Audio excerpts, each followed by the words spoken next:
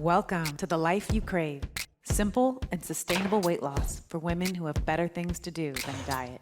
I'm your host, Leah Pinelli. I help ambitious, badass women stop overeating, overworking, and overgiving to lose weight from a place of love. I'll help you simplify weight loss, end your overwhelm, and create the life you crave. If you like what you hear, please like and subscribe to this podcast. Let's get started. Hey, everybody. So I have a guest today that I know I say this about all the guests, but I'm really excited about having Jenny on the show today. And I don't even need to tell you why. I'm just going to read to you her bio, and then you will totally get why this is going to be such an epic episode. Jenny Calcoen is the CEO and founder of Inner Earthquake. She believes that you can only go so long and so far by white-knuckling your way through life without doing the inner work. Jenny is a recovering perfectionist who values and teaches radical honesty and integrity with self first and foremost. After a 26-year corporate career in senior leadership, she now teaches, coaches, and mentors women to step into a bigger version of themselves.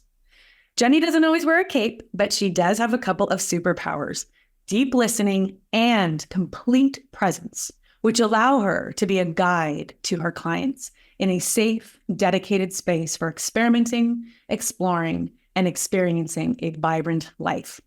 The transformation Jenny facilitates for women is to have a radically different relationship with themselves and the world around them, no matter what happens in life. Jenny, thank you so much for coming on The Life You Crave today. Thank you for having me. I'm very excited to be speaking with you today. Yeah, so Jenny and I met at a networking event, and then we had a virtual coffee, which my female entrepreneurs out there will know all about what those are. But it was on our virtual coffee that she and I had together that I was just magnetized by Jenny's energy. And in particular, I mean, you can, just so you guys know, I mean, some of you might be watching this on YouTube, but you can feel her energy through even a Zoom screen. And so I really encourage you who are listening today, maybe, if you're folding laundry, if you're driving in the car, like stop, maybe pause just for a moment and allow yourself to be fully present, because there is some really good, juicy energy in the room today. Okay, Jenny, you have to tell us, first and foremost, I want to hear you share a little bit about what do you mean by inner earthquakes? Yeah. So inner earthquakes are caused by when we go through major life events, and that can be a divorce or a disease or a job change, intentional or unintentional, menopause, right? Like these are very big moments in a woman's life. And they really lead to an identity crisis. And that's essentially what an inner earthquake is I am no longer fill in the blank. And so who am I now, right? So the women that I work with come to me, they're in a space of, I don't know who I am. I don't know what's next. I don't even know where to start. They feel completely lost. They sometimes feel very stuck. So that's the effect. It's an inner earthquake. Literally, your world is turned upside down. Yes, absolutely. And one of the things that you had said to me in a previous conversation that really struck me was, you talked about, you just now mentioned life events, and there are these moments where we are kind of shedding one identity and emerging as something new, which can feel really vulnerable and scary. But you said to me that we women have many life events, right? Like I had never really thought about it. I think whenever I think of a life event, I would always think of like something that was, besides maybe marriage and maybe childbirth, if it's a planned childbirth, besides those two, like all the rest of the life events are like kind of maybe unwanted or unpredictable. It's like a major life event, somebody's sick, but really the way that you describe it is it's not necessarily just these, little tiny handful of life events, but really we have many, like you said, like menopause is a life event, which I had never thought about it that way. What made you kind of come to that? I don't know if it's a realization but what made you realize that? Well, of course, we teach what we most need to learn, right? So I'm a very experienced inner earthquaker. I've had a few myself. And for example, like I'll tell you about 1 year in my life. which was over 20 years ago. I was in my 20s. I had been married for 10 years. I would wake up and think, is this it? Like, there was nothing wrong with my life, right? Everything was okay. My career was blooming. And I would wake up and think, is this it? And then I got diagnosed with cancer. And the question became, if this is, let's say, the last 6 months of my life, is this the life that I want to be leading? And the answer was no. Yeah. And so I announced to a very surprised husband that I wanted a divorce. I changed countries. I changed jobs. I got healthy. I got a divorce. And I started dating my now husband of 22 years.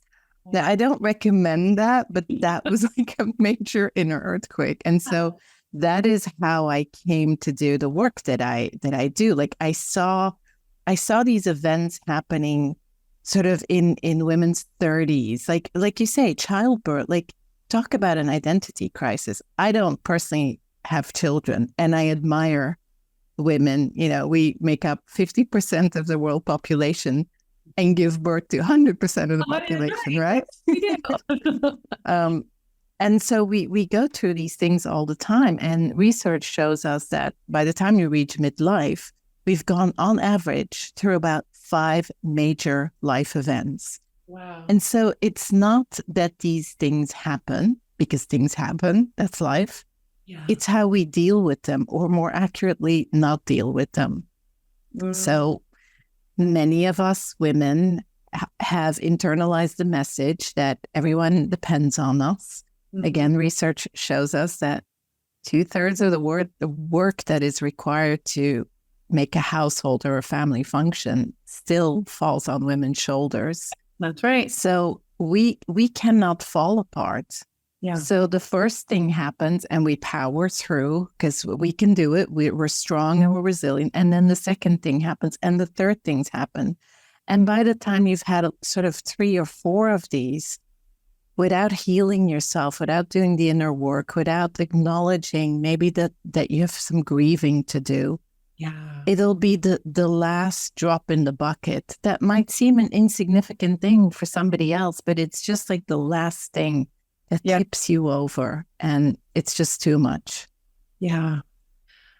How do women know? You know, I'm imagining a woman listening to you talking right now and thinking, like, a lot of times I feel like we don't know that we've gone through something until we've gone through it. Yeah. But yet, you know, I don't know, are there ways of knowing? Are there signs that maybe you're going through a major life event that you could use some support with potentially? Yeah. So I would say that the signs are, I mean, many of us are overwhelmed and stressed. That seems to be like the way of living now. That is considered normal and acceptable. Yeah. It's not normal and acceptable, is the first thing. And if you keep going like that, you will crash, right? Yeah. So it's ignoring the signs that we get. It's ignoring our intuition. It's ignoring those little red flags and going, yeah, but I don't really have the time. I don't really have the time because women's time is really considered like sand. There's always more of it. Things need doing, not a problem. I'll stay up until 1 o'clock in the morning to get everything done so that the kids have everything for school, etc. Yeah. So it's really acknowledging when you start asking yourself, I don't know who I am. I don't really know what I want. I don't even know what my favorite color is. Yeah. That's a sign that things are not well and that you're ignoring yourself. And it's probably a sign that you're in the middle of an inner earthquake. So anything you can do to cultivate awareness for yourself helps. Yeah, you know, you talk about the other side of the inner earthquake. And that what you just shared is really helpful to know when you're in an inner earthquake. And even I remember when you and I were talking and, you know, I'm getting ready to move across the country. And I remember it wasn't until I was talking to you, and, you know, everybody's kind of heard that, you know, like the top 3 most stressful events are, I think it's like death, divorce, and moving. Like moving's like number three. And so I know that I'm going into a stressful time, but I hadn't thought about it like a life event. And then, which you think, okay, sure, it's a life event, you're moving across the country. But then when I coupled that with, this life event will be an inner earthquake. It's almost like, we can see the earthquake coming here. And so really recognizing that there is a need to be particularly compassionate and gentle with myself and not try to do all of it. But also I feel like there is this real need as women that I don't think we are answering all the time, but to have support, right? Like a support structure, whether it's emotional support, psychological support, social support, but having support particularly through these inner earthquakes seems very important. Yeah. I feel like, again, I do what I do because I wished that I had had someone like me walking the journey with me while I was going through it. I had beautiful, loving, kind friends who were trying to support me, and they would have advice and recommendations and opinions. And sometimes that in itself was overwhelming and not helpful. Yes. Because people love, and the way they love is by telling you, I really feel like you should do this, or you should read this book, or why don't you do this? And it would have been really helpful to actually have someone completely neutral alongside me saying, hey, do you know about this? Like pointing out the blind spots that I couldn't possibly see, right? That even my beautiful friends weren't able to point out, right? Because everyone has an agenda. It doesn't have to be a bad thing, but everybody has an agenda, right? So yeah, I think support is just really, really crucial. So then the other side of the inner earthquake, how do you see that? What is that?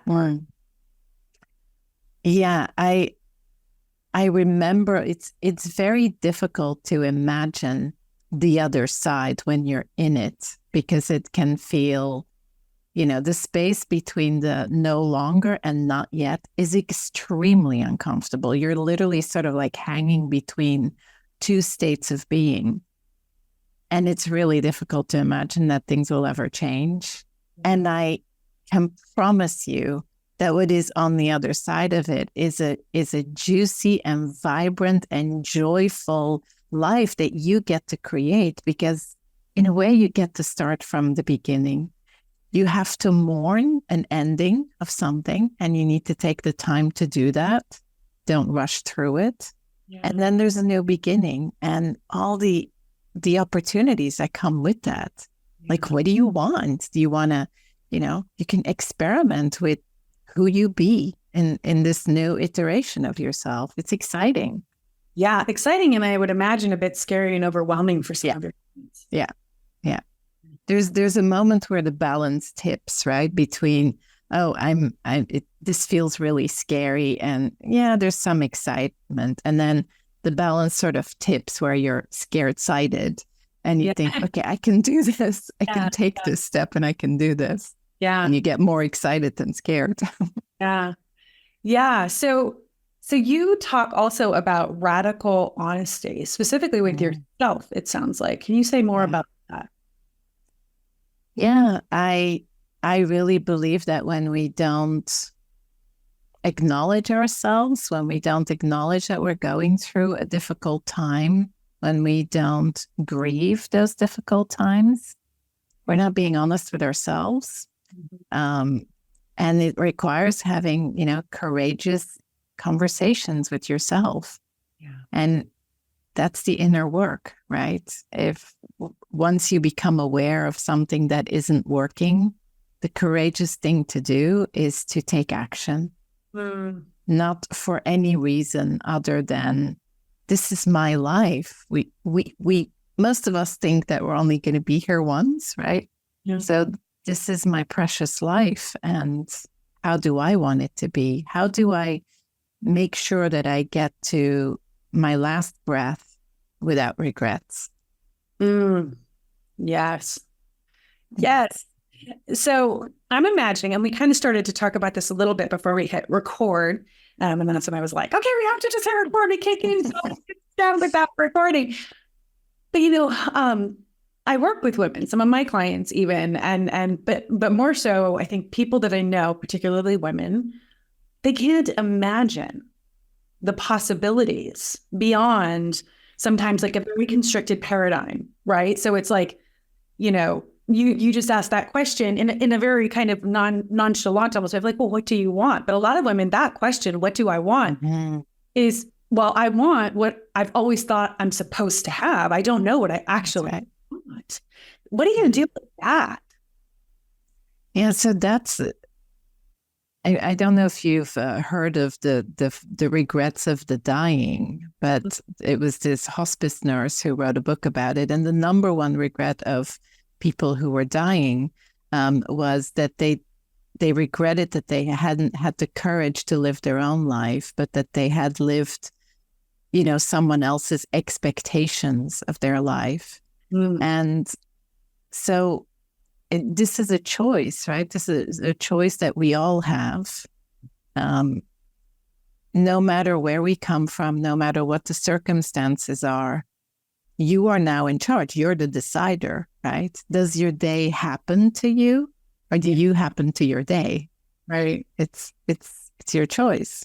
Yeah. So, and it's funny, it is a decision, right? Like it ultimately comes down to, it's a decision. Yeah.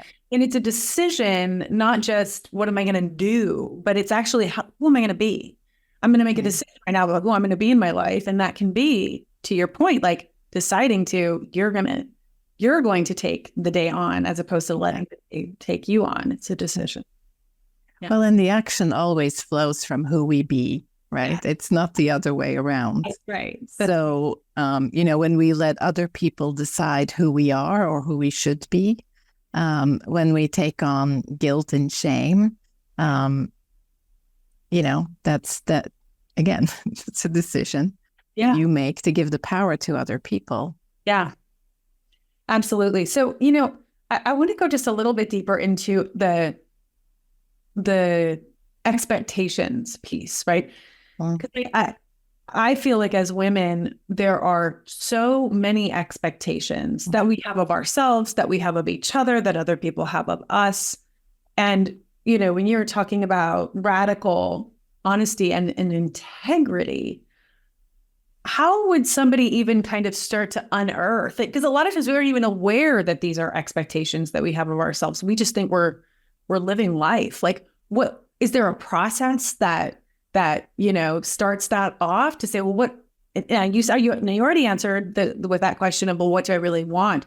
But how do we start to identify the expectations that maybe aren't ours, that we don't really want, but we've just adopted because they've always been that way? Well, I think, we're like you say, very often we're not aware of it. That's why they're called blind spots. Yeah. But when you answer the question, imagine yourself a year from now. Yeah. Do you want your life to be the same? And so my clients answer that question with no or hell no. Right.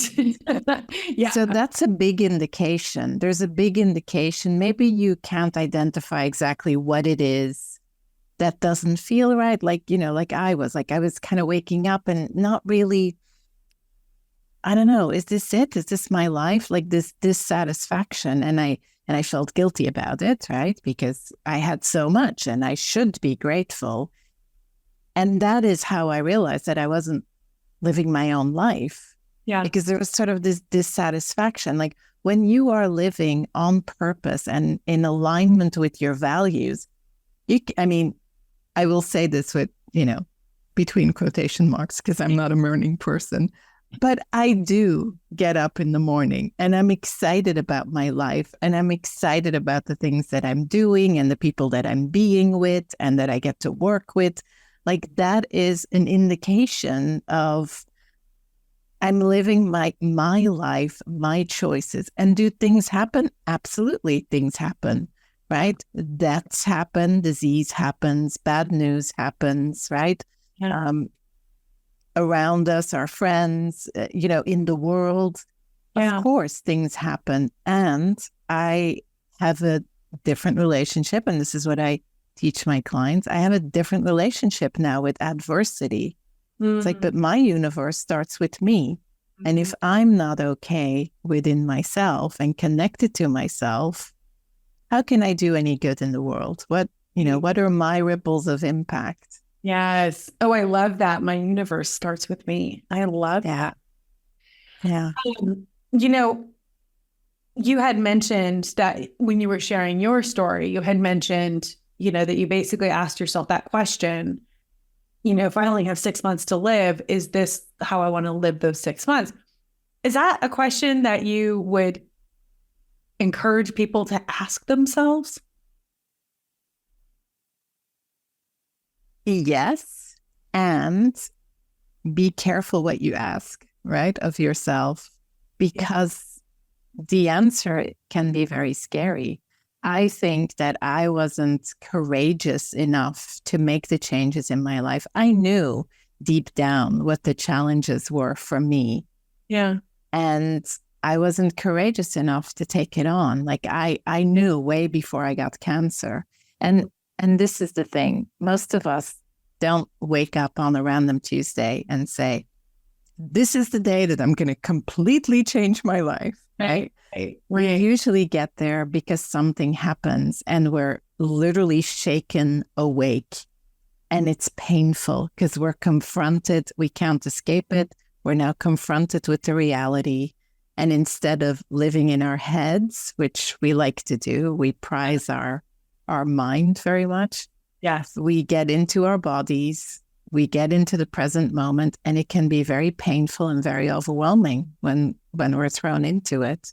Yeah. So be gentle with yourself when you ask yourself that question. You don't have to change your life 180 degrees, but what can you start to change? And very often you start with, okay, I don't know what I want, but I know what I don't want. Yeah.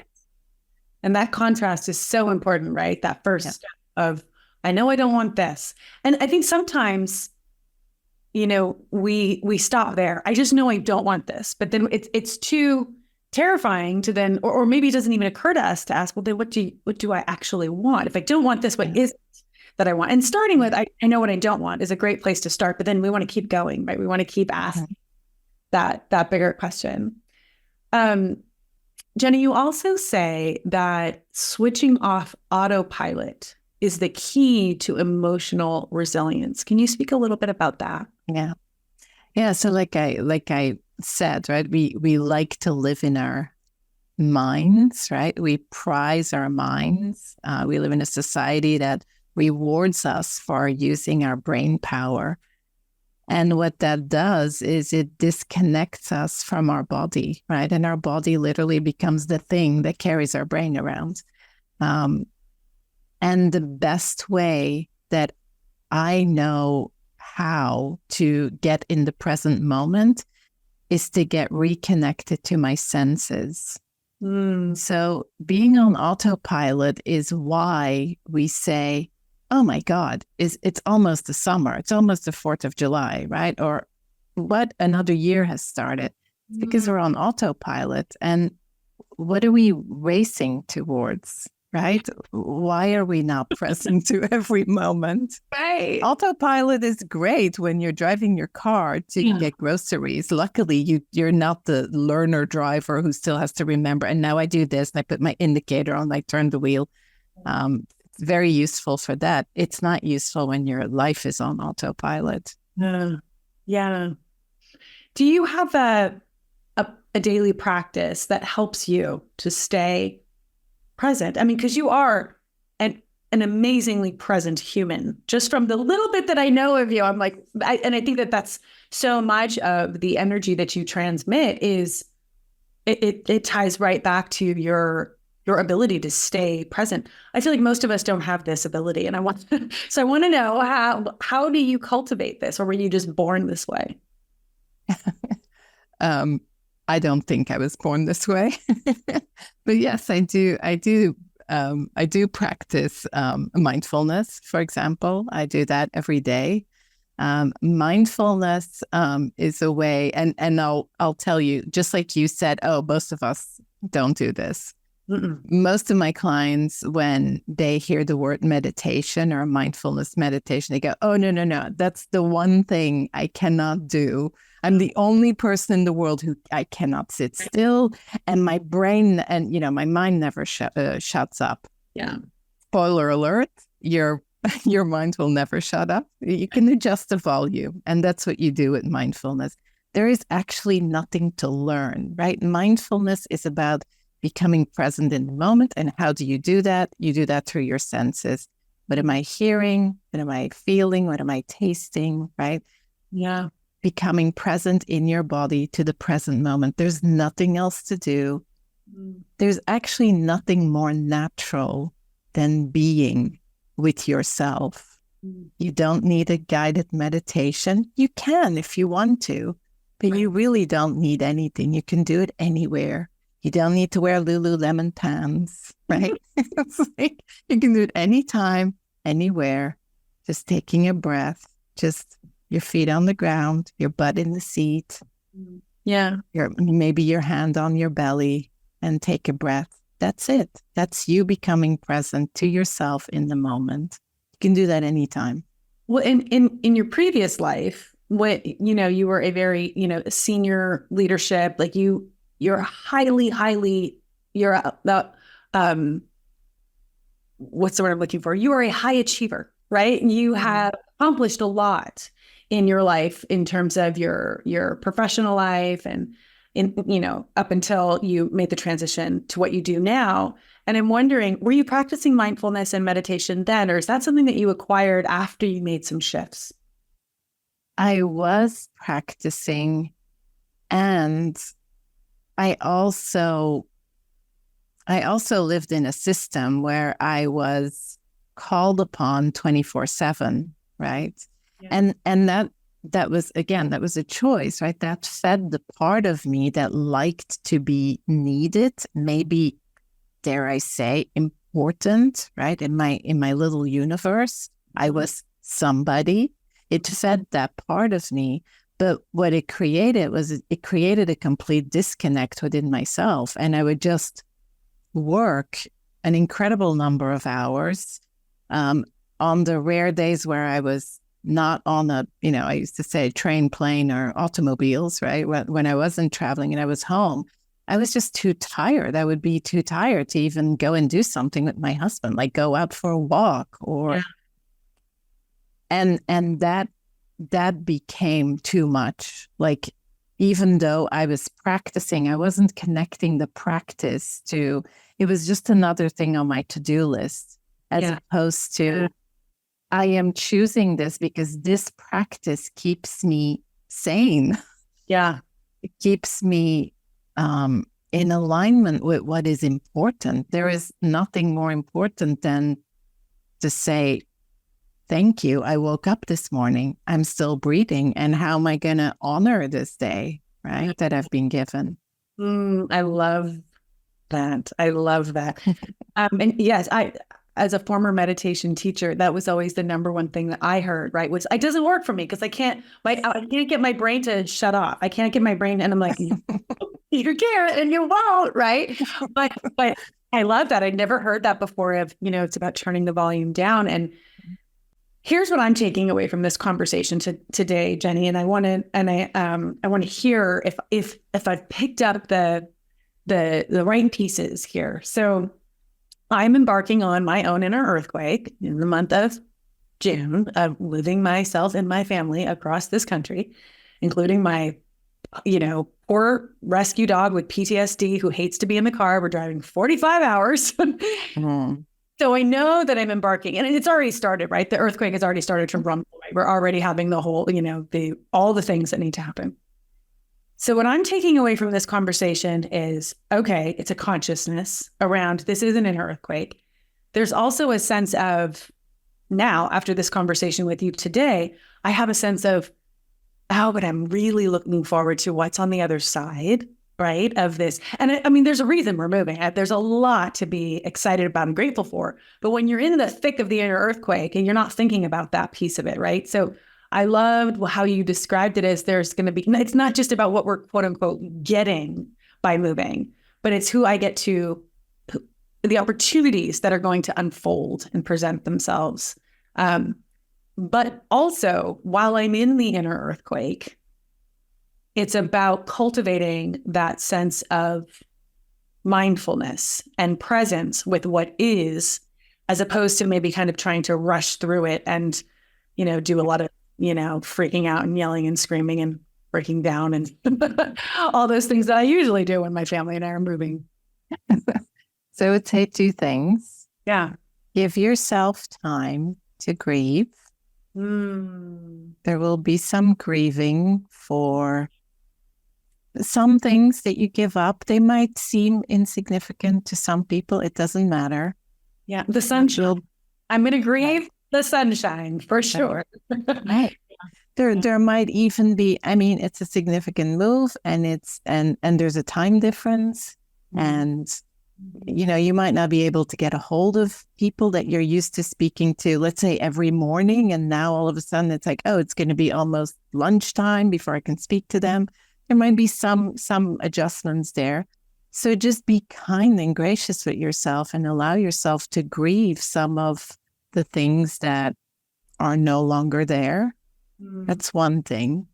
And the other thing that I would say to maintain resilience is to not give up those little, seemingly little things that when we run out of time, right? We're busy, we're moving, we don't have the time. You're right. The first thing that we do is we give up these seemingly little things like coffee with a friend or a run in the morning or a bath by myself for half an hour. Yeah. Because they're small things and it doesn't really matter. And when you start giving those things up, that is part of what makes you resilient, is those small moments of choice, of doing something for no other reason than it brings you joy and you find joy in them, in the moments. And so don't give those up if you can. Maybe you'll develop some new ones, but do things also, seemingly small things that bring you joy. I can already hear it now. Like how I'm not going to take a bath, but I love a bath. And we have a beautiful bathtub here at our house. It's huge. And where we're moving, it's like a dinky little bathtub. I'm gonna grieve the bathtub, but also I can hear myself. I thank you for saying that because I could hear myself already saying, I'm going to skip the bath because I could get 3 more boxes packed if I skip the bath tonight. Yeah. Right. So the truth is the 3 more boxes will get done eventually. Yeah. Just don't give up that preciousness. Yeah. Yeah. Because you matter. Yeah. And maybe those boxes will get done by somebody other than me. That's right. Okay. So Jenny, what if you're thinking about the women listening to this podcast, if they just take away one thing from this podcast today, what are you hoping that they will take with them? That self-confidence is not something out there. It's not something you have to learn. Self-confidence is an inside job, and it comes from the knowledge that you don't ever, ever, ever, ever negotiate your value with somebody else. And you don't ever live somebody's expectations of you. Yeah.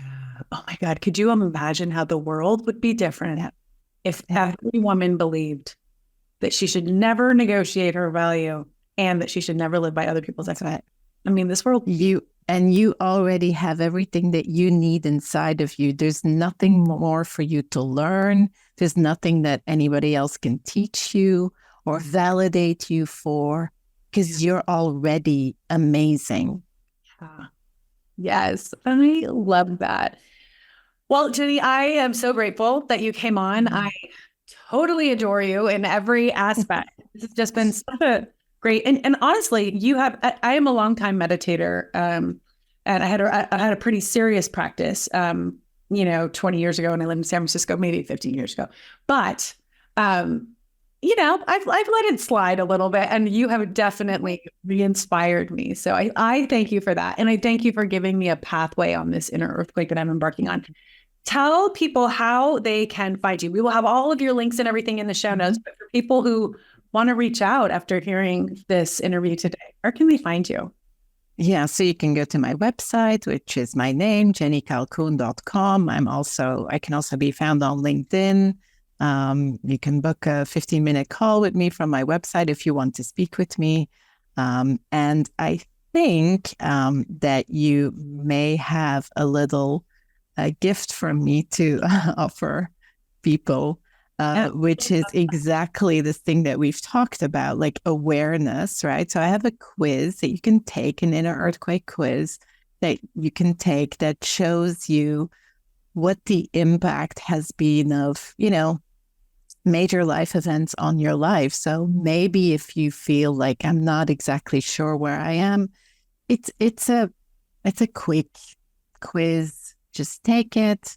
There's some journaling exercises there. There's, an illustration of your patterns that you might start to look at. So yeah, that's just a freebie that I hope you enjoy and that is useful. I'm going to go take it right now. It sounds like exactly what I need right now. So thank you. Thank you so much for coming on the show, Jenny. Thank you for having me. You've been listening to The Life You Crave. I lost 30 pounds years ago without dieting, willpower, or deprivation. I'm on a mission to help other women, including you, do the same. You can book a free weight loss strategy session with me over at leahpinelli.com. That's LIAPINELLI.com. See you on our next call or on the next episode. And remember to like, subscribe, and leave a comment on iTunes.